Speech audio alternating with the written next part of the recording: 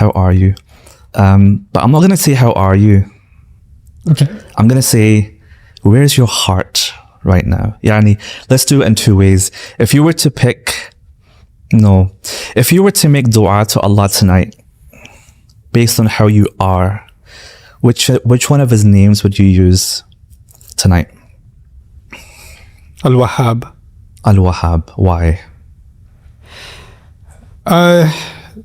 Just the last recent episodes in life have restored in me this idea that nothing I have and nothing that happens in life, no blessing, is anything but a gift. Okay. And there's translate no Al-Wahhab for those who... Wahhab, the one who continually gives grand gifts. The one who gives gifts and gifts and gifts and then gifts, right? And, in psychology, they talk about gifts being a language of love. So Allah does not give gifts except that it is also an expression of Allah's love, right? And you start realizing the power of a gift, especially when it's not there anymore or when you're feeling the absence of it. And so the one who gives it can give it again. And, I don't see trials in life or difficulties in life purely from the lens of difficulty. I sometimes see them as an episode in which you can learn to develop the appreciation of a gift. Okay. And then you can turn back to the one who gave it to begin with and without hesitation ask for more because he is that loving. Allahu Akbar. And I was going to ask myself a question. I was thinking about it on the way here. Like, if I was to pick an ayah that defines how I feel, I think it's very fitting, and you'll find out why a bit later on. فَبِأَيِّ آلَاءِ رَبِّكُمَا تُكَذِّبَانِ. What does Ramadan mean for you? What does it mean for you this year in particular? And how are you going into the month?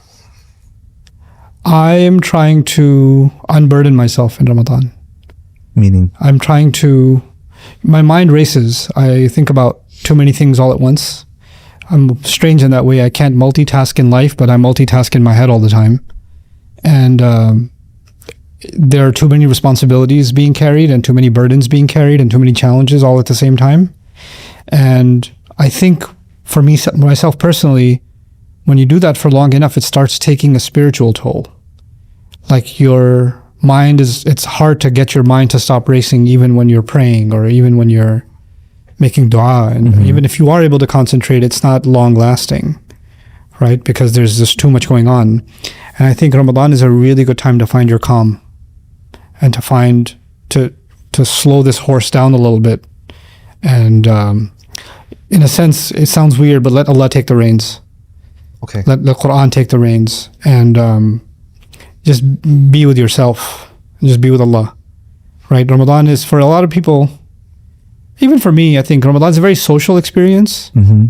Whether we like it or not, communal prayer, iftars, it's very social. But I want this Ramadan to be very quiet. I want it to be very personal. Is that because you're in that phase of life, or because you think that's the best way to experience them? I mean, I guess everyone's different. I think every Ramadan means something else to me. But I think this is what I need right now. Okay. Interesting. Yeah. You said something in the car on the way here, which I liked, and I want to just pick on that a bit. Okay. I'm feeling it for sure, right? You said that the shayateen are, so Ramadan for us is high season. Right. And you're like the few days before Ramadan, yeah. I didn't even say the few weeks. Few weeks, so Sha'ban basically, yeah. Shayateen are on high season because they know they're about to be chained up. Yeah. Right. Yeah. So why did you say they that? want to, there are certain, for example, there's a government, right? It takes over, it wins the election, it takes over. Yeah. And it knows it's doing a bad job.